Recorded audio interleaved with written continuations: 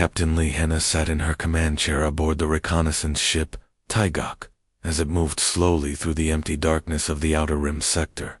The patrol had been quiet for 3 weeks now. Nothing but empty space, distant stars, and the steady hum of the ship's engines. Her crew was getting restless, and honestly, so was she. Captain, Communications Officer Park Jin-ho, suddenly called out, breaking the peaceful silence. His voice carried excitement that made everyone on the bridge turn toward him. "I'm picking up something strange. A signal, bearing 27 Mark IV. Hannah straightened up in her chair. After weeks of nothing, any signal was worth investigating.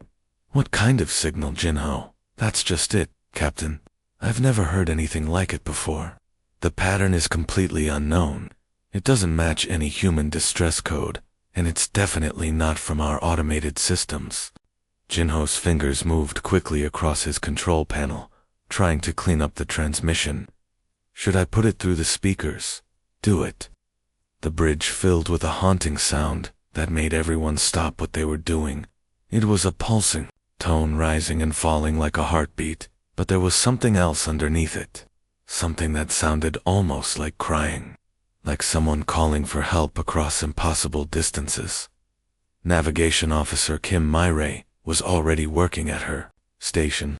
"I can plot a course to the source, Captain. It's about 2 hours away at current speed." "Life signs from this distance?" Hannah asked. Chief Engineer Yoon Dae-ho shook his head. "Too far to tell.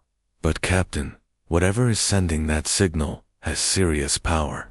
The fact that we can hear it from here means it's either very large or very advanced." Hannah thought for a moment. They were deep in unexplored space, far from any known trade routes or colonies. What could possibly be out here? "Set course for the signal source. Bring us to yellow alert." The next 2 hours passed slowly. The crew prepared the ship for whatever they might find while the mysterious signal grew stronger. As they got closer, Daeho's scans began picking up more details. "Captain, I'm reading massive metal structures ahead. Definitely artificial construction, but the design is like nothing in our databases." "Visual contact," Murray announced, her voice tight with surprise. "Putting it on the main screen now." The view screen flickered to life, and everyone on the bridge fell silent. Floating before them was a ship unlike anything they had ever seen. It was enormous, nearly 3 kilometers, from front to back, with a dark hull that seemed to absorb light rather than reflect it. The design was all sharp angles and smooth curves that hurt to look at, as if it had been built by minds that thought in completely different ways than humans. "Are there any markings? Any way to identify who built it?" Hannah asked. "Nothing I recognize," Ginho replied. "But Captain, thermal scans show it's still powered. Life support is active in several sections." Hannah felt her heart rate increase. "Life signs." Daeho worked his controls frantically, running deep scans of the alien vessel. When he looked up, his face was pale. "Thousands, Captain. All in some kind of suspended animation or deep sleep. But here's the impossible part. The biological signatures are reading as human." The bridge fell completely silent. Human life signs, on an alien ship, in unexplored space. It made no sense. "Are you certain about those readings?" Hannah asked quietly. "I've run the scan 3 times, Captain. Those are definitely human life signs. Thousands of them." Hannah stood up and walked to the view screen, staring at the dark ship that held such impossible secrets. "Prepare a boarding party. Full environmental suits and heavy weapons. Whatever happened to those people, we're going to find out." An hour later, Hannah led her team through the airlocks and into the alien ship. The corridors were wrong in every way. Too tall, too wide, with lighting that cast strange shadows and made everything look twisted. The air was thick and humid, processed by machines designed for creatures that breathed differently than humans. Security Chief Choi Sun-ho kept his weapon ready as they moved deeper into the ship. "Captain, the architecture is giving me a headache. Whoever built this definitely wasn't human." They followed Daho's scanner readings through twisting passages until they reached a massive sealed door. The controls were covered in symbols that meant nothing to them, but Jinho managed to get it open by copying the signal patterns the ship had been broadcasting. The door slid open with a soft hiss, and they stepped into a chamber that stretched away into darkness. Emergency lighting flickered on automatically, revealing row after row of cylindrical pods arranged in perfect lines. There were hundreds of them, maybe thousands, each one humming with quiet machinery. "My God," Sunho whispered, lowering his weapon in shock. Hannah approached the nearest pod and wiped away the frost that covered its viewing window. Inside, she could see the face of a human woman, probably in her 30s, eyes closed in artificial sleep. Her skin was pale, but she looked peaceful, as if she might wake up at any moment. Moving from pod to pod, they found men, women, even children, all human, all sleeping. The pods bore alien writing, but small display screens showed vital signs that were definitely human. Hannah's hands shook as she activated her communication device. "This is Captain Lee, to Fleet Command. Priority Alpha, transmission. We've found them. We've found our people." Admiral Park Minho walked slowly around the large table in the war room deep beneath Earth's moon. The room was cold and filled with the blue light from dozens of holographic displays showing star maps, ship designs, and endless streams of data. Around the table sat the most powerful people in human space, colony leaders, military commanders, and government officials from dozens of worlds. All of them looked tired and angry. For 3 days, they had been studying the information taken from the alien prison ship. Every new piece of data made the situation worse. What they had discovered was so horrible that some people refused to believe it at first. Intelligence Director Song Hyren stood at the main display, her face calm but her eyes showing the strain of sleepless nights. She had been working non-stop since the prison ship was found, and the news she brought got worse each day. "The alien ship has a name that translates to Cargo Vessel 779, she said, her voice steady and professional. "We have learned that the creatures who built it call themselves the Kethmori. They have been running ships like this one for more than 40 years. She touched a control, and the display changed to show a list of human colonies. Many of the names made people around the table sit up straighter, recognizing places they had once called home. Kepler Station, New Busan, Harmony Point, Terra Verde, New Tokyo, Sunrise, Colony, all the places we thought were destroyed by natural disasters or equipment failures. They weren't destroyed, they were attacked and emptied. Every person living there was taken. Colonial Representative Ogwan, a big man with gray hair and scars on his hands from years of hard work, slammed his fist down on the table so hard that the holographic displays flickered. 60,000 people lived on New Busan. My own sister and her family were there. We held funeral services. We built monuments. We mourned them as dead for 15 years. His voice cracked as he spoke, and several other people around the table nodded with similar pain in their eyes. How many families had grieved for people who were actually still alive, trapped in alien cages somewhere in space? Song Hyren waited for the room to quiet down before continuing. "According to the computer records we recovered from the ship, humans are listed in their system as Category 3 labor units. The files describe us as useful for dangerous mining work and biological experiments. The Kethmori do not believe we are truly intelligent. To them, we are just smart animals." The words hit the room like a physical blow. Admiral Park felt his jaw muscles tighten as anger burned in his chest. He had spent 40 years protecting humanity from pirates, rebels, and natural disasters. Now he learned that while he was fighting small wars, an entire alien empire had been stealing his people and treating them like farm animals. "How many ships?" he asked quietly. "We can identify at least 30 ships like the one Captain Lee found, based on the records we decoded. But there are references to many more that we haven't been able to track down yet." Our best guess is that at least 2 million humans are being held prisoner somewhere in Kethmori's space. The room fell completely silent, except for the quiet hum of the life support systems. 2 million people, entire cities worth of human beings, taken from their homes and families, forced to work in alien mines, or worse. Defense Minister Shin Dong-yuk, a thin man with sharp eyes who had spent his career planning for wars that never came, finally spoke up. We tried to contact them yesterday, sent our most carefully written diplomatic message, asking for talks about getting our people back.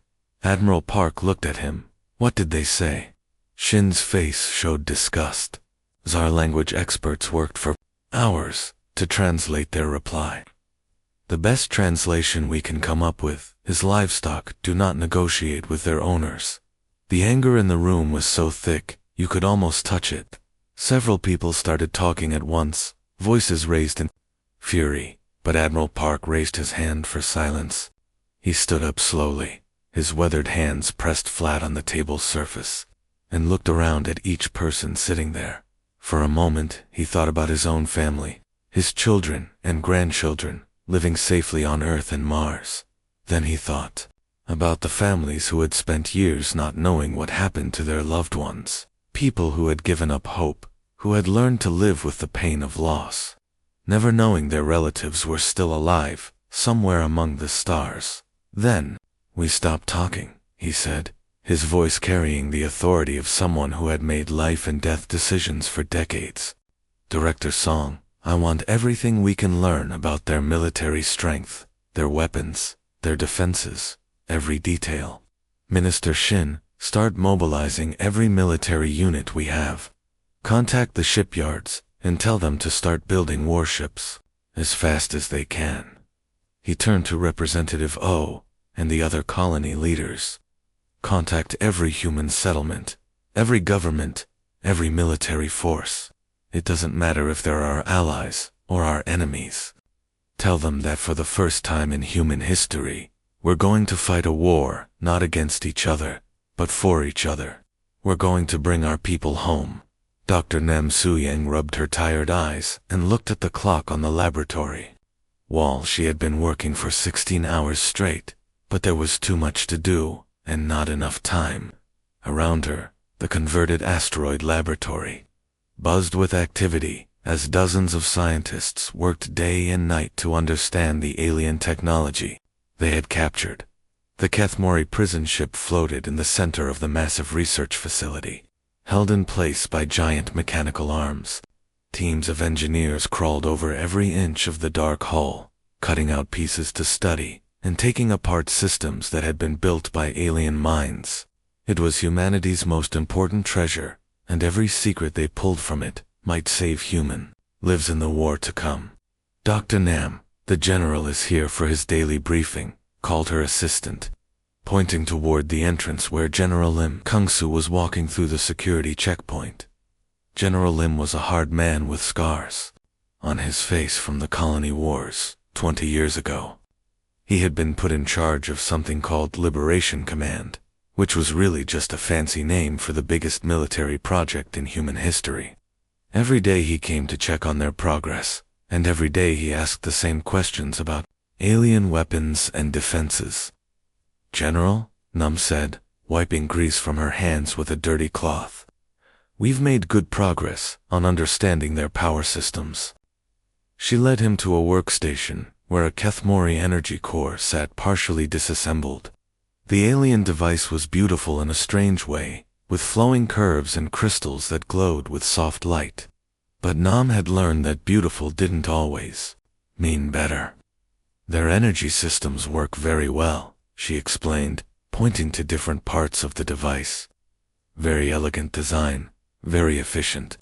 But they've been using the exact same technology for hundreds of years. No improvements, no new ideas. They found something that worked and never bothered to make it better. General Lim leaned closer to examine the alien machinery. That seems foolish. Why wouldn't they keep improving? Because they never had to, Nam replied. Think about it, General. For centuries they've been the strongest species in their part of space.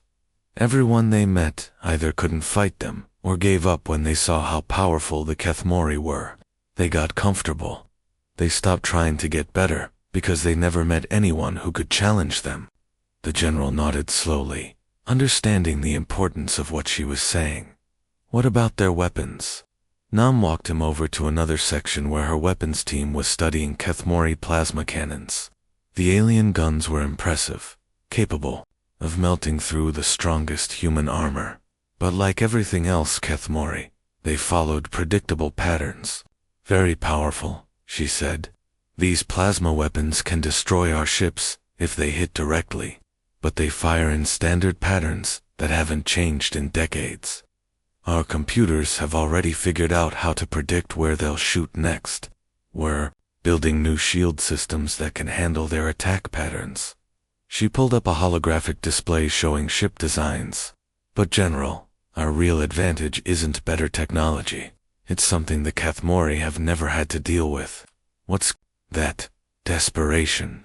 They've spent 500 years conquering species that either couldn't fight back or surrendered quickly when faced with superior weapons. They have no experience fighting an enemy that refuses to give up, no matter how bad things get. General. Lim smiled grimly.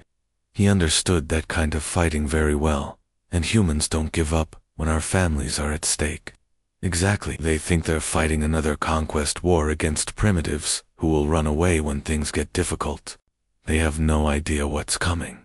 While Nam and her scientists worked to understand alien technology, the rest of human space was preparing for war in ways that had never been seen before.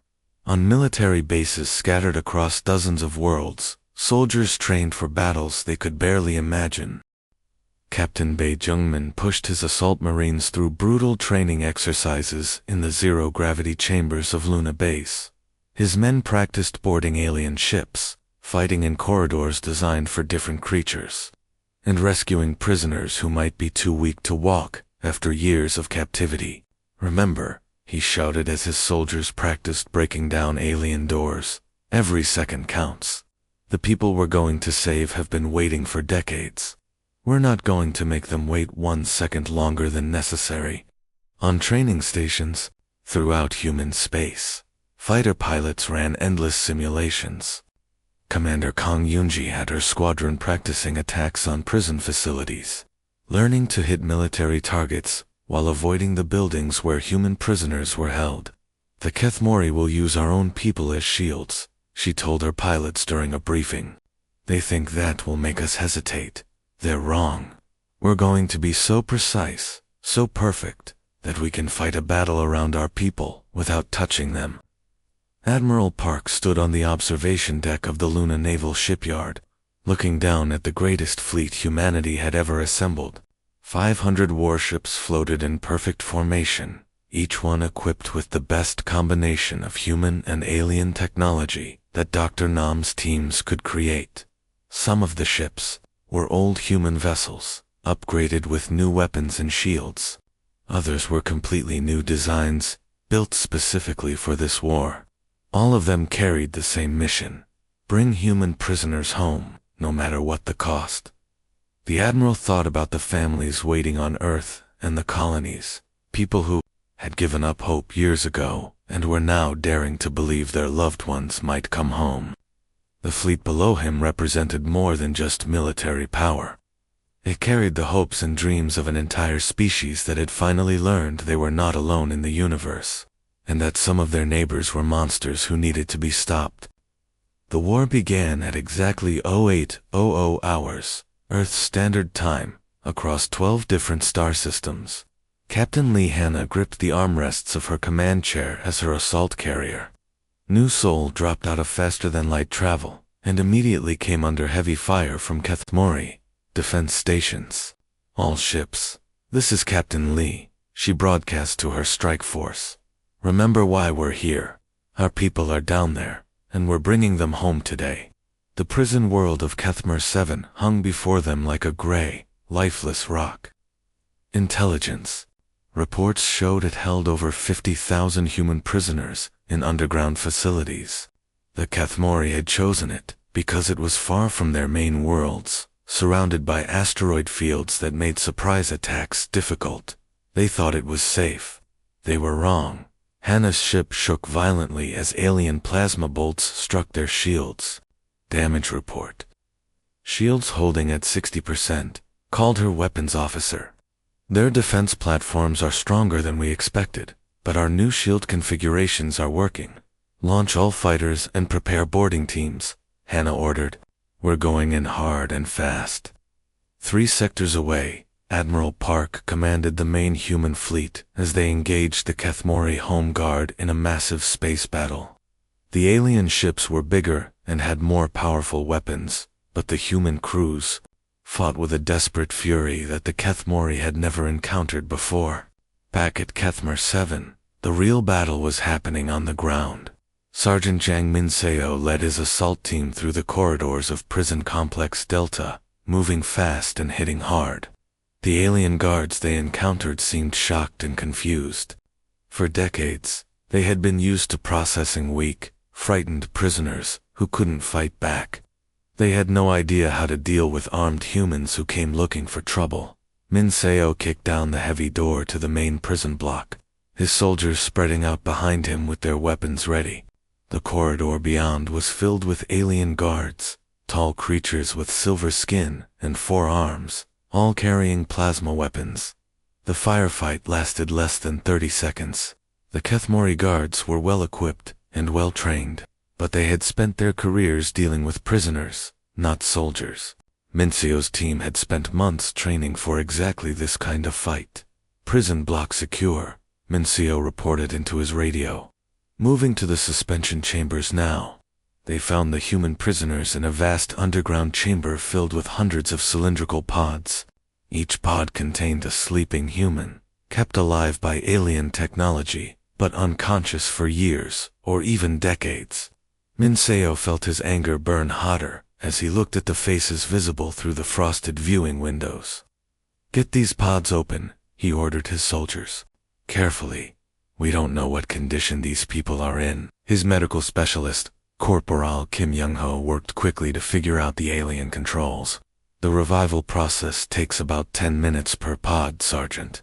We need to be careful not to shock their systems. Around the chamber, Minseo's soldiers worked with desperate efficiency. Every minute they stayed here was another minute the Kethmori could counterattack, but they couldn't rush this part. These people had been through enough already. High above, the planet commander Ko Sung-wan led his fighter squadron in a deadly dance between the massive Kethmori cruisers. His small, fast ships darted between the alien vessels, hitting weak points that Dr. Nam's research teams had identified months earlier. Blue Squadron, target their shield generators, Sung-wan ordered over the radio. Just like we practiced. His fighter dove toward a gap between 2 enemy ships, missiles ready. The Kethmori had superior firepower, but their tactics hadn't changed in centuries. They were predictable, and human pilots had learned to use that against them. This is for Colony Taiyang, Sung-wan shouted as he released his missiles into the gap between the enemy ship's shield generators.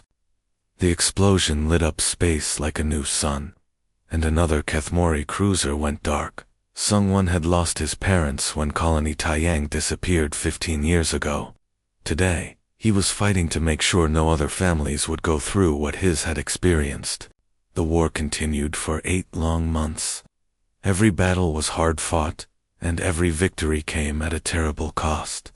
Human ships were destroyed, soldiers died, and families back home waited anxiously for news of their loved ones. But humanity kept fighting because they knew their people were counting on them.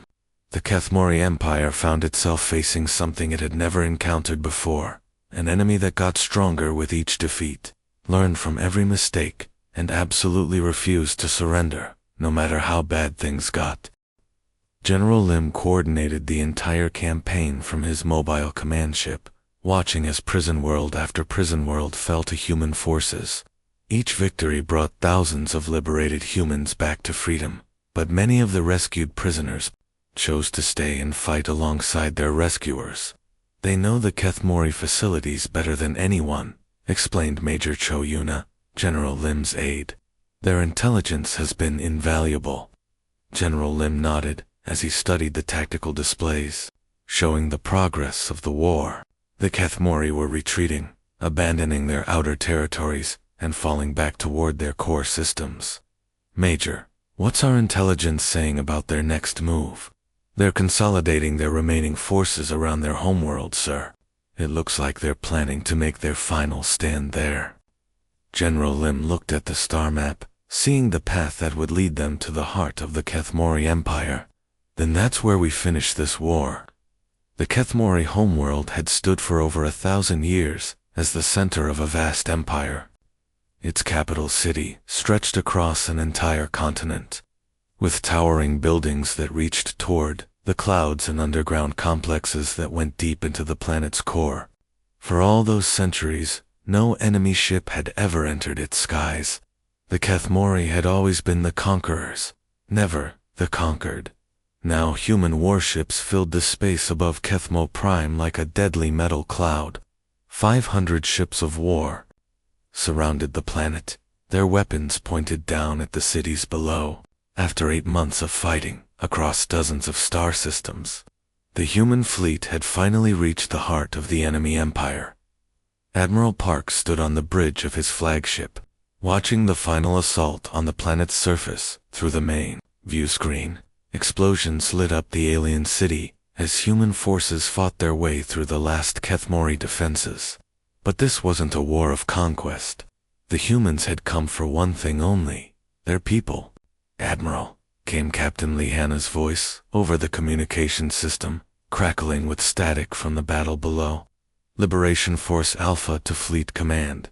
Prison Complex Prime is secure. We've found them, sir. Hundreds of thousands of our people." Park felt a weight lift from his shoulders that he had been carrying for months. Prison Complex Prime was the largest facility on the Kethmori homeworld, where they kept their most valuable prisoners. Intelligence reports suggested that some of the humans held there had been captive for over 30 years.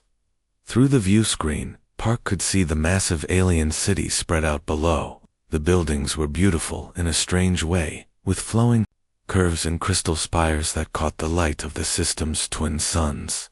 But Park knew the truth about those beautiful buildings. They had been constructed with slave labor from dozens of species, including humans who had been stolen from their homes and families.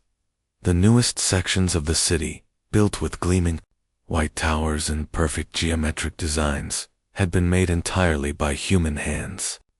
Prisoners who had been architects and engineers on human worlds had been forced to build monuments to their captors. Looking at those buildings made Park's anger burn even hotter. For 3 days after the planet surrendered, Park waited. The Keth military had been destroyed, their government was in chaos, and human forces controlled all the major cities. Finally, the alien leaders asked for a meeting. The Kethmori High Council had once been the most powerful group in their part of the galaxy. They had decided the fate of entire species and controlled trade routes that stretched across hundreds of light years. Now they came to meet with Park as defeated enemies, asking for terms. The meeting took place in what had once been the Kethmori's most sacred chamber, a vast room with walls made of some kind of crystal that glowed with soft light. Human Marines stood guard at every entrance, their weapons visible and ready. The aliens entered slowly, their usual proud bearing replaced by obvious fear. Park studied the Kethmori leaders as they approached. They were tall and graceful, with silver skin that seemed to shimmer in the crystal light. Their forearms moved in complex gestures that Park's translators said showed respect and submission. Their large dark eyes looked around the room nervously, taking in the human guards and weapons. "You have taken our worlds," said the lead Kethmori, through a translation device that turned his musical alien speech into flat, mechanical English. "You have destroyed our fleets and occupied our cities. What are your terms for peace?" Park stood behind a simple table, wearing his military uniform with all its medals and decorations. He looked every bit the conquering commander, but his voice was calm and professional when he spoke.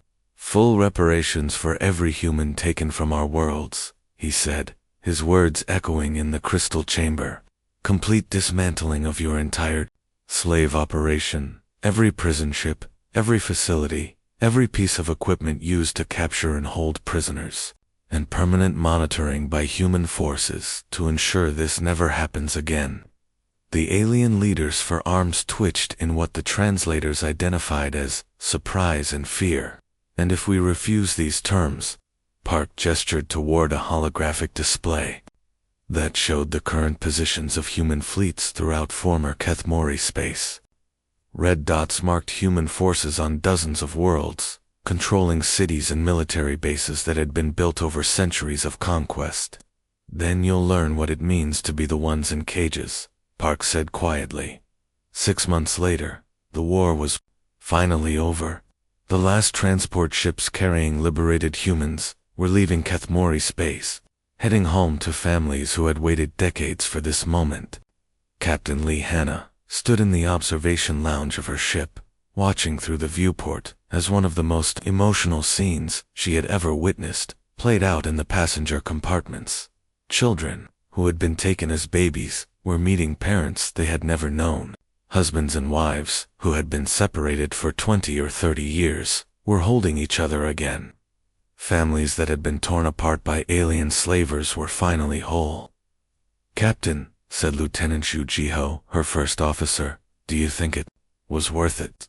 All the battles, all the ships we lost, all the people who died to get here?" Hannah watched a young girl, maybe 10 years old, run across the passenger lounge and throw herself into her mother's arms. The woman had gray hair and tears streaming down her face as she held the daughter who had been stolen from her when she was just a baby. "Every battle," Hannah said softly, "every life, every ship we lost. They tried to steal our people, so we took their empire. They'll remember this lesson for a very long time."